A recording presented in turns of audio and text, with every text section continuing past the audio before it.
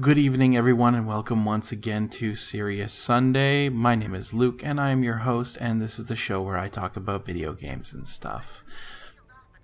Well, we have some more sad news this week, unfortunately, once again in the same realm of Crytek as last week's Serious Sunday. I'm afraid the week that the holidays are to begin, we have received news that unfortunately Crytek has closed 5 of their satellite studios in various locations around the world. This, of course, comes right on the heels of last week's news that there are a number of employees from Crytek that haven't been receiving their salaries recently. So with all signs pointing squarely at shit hitting the fan, it appears that Crytek has decided to do as much damage control as possible, which unfortunately appears to have manifested in the closure of Crytek Seoul, Sofia, Shanghai, Istanbul, and Budapest. Crytek has officially stated that they have put plans into action to secure jobs and ensure a smooth transition and stable future for those who have been made redundant, which is, generally speaking, business speak for we are giving our recommendations for all of our employees to our partners and anybody who is interested in snapping up the people out of those studios. Under no circumstances are the closure of a studio good news, but it is at least nice to know that they are being taken care of in whatever way that Crytek is able to do so. And from my own personal experience with being in a studio that has closed, at the very least, it creates a nicely wrapped package for some other benevolent company to come and get a brand new studio of their own with their own brand name on it. Let us just hope that that's what happens with all of the named studios from before. This is particularly rotten news when you consider the fact that most of these people are in countries that celebrate at least one of the major holidays that is being celebrated at the end of the year,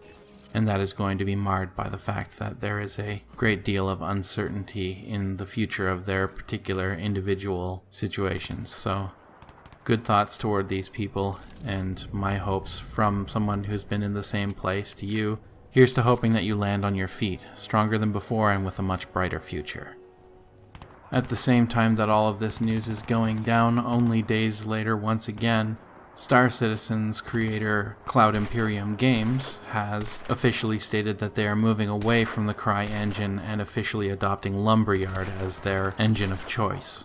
I see this as a very smart move, as it is a subset of the Cry engine and also includes Amazon's very robust networking infrastructure. With the transition over to Lumberyard, this also means that there's a very good chance that a number of the employees made redundant at Crytek are going to be making the move over to Cloud Imperium Games, a point that was hinted at in the most recent Cloud Imperium press release. Of course, where there's a silver lining, there's very frequently a dark cloud, and this does not speak well for the future of the Cry engine. As I mentioned in last week's video, Star Citizen was one of the major remaining outliers that were continuing to use the Cry engine, and now that it has officially dropped the Cry engine as its engine of choice, there's not a whole lot left in Crytek's portfolio for them to point at and say, here's something that people are still actively working on that everybody is very excited about. Crytek have stated that they're going to be continuing to work on the Cry engine, keeping up regular updates along with working on premium IPs, although there is no specific information as to what this means. The general consensus appears to be that those that are remaining at the Frankfurt office, who are finally receiving some of their very long overdue wages, unfortunately at the cost of many of their compatriots over the rest of the world, are going to be doing their damnedest to try and bail out this particularly nasty situation for Crytek. With one of the Yearly family incommunicado on this whole situation, things are not looking overly great, and I have a feeling that a number of the people even in the Germany studio are going to be still updating their resumes very soon. It's always unfortunate when I feel like I have to report on something that's a bit of a downer, especially on a major holiday like Christmas, which is one that I personally celebrate. But this was the one that needed to be said, and I hope that for those of you who know somebody in Crytek, that they're doing alright this holiday season. And that's it for Serious Sunday for 2016. Thank you as always for tuning in, and I hope that you'll join me again after the new year has begun.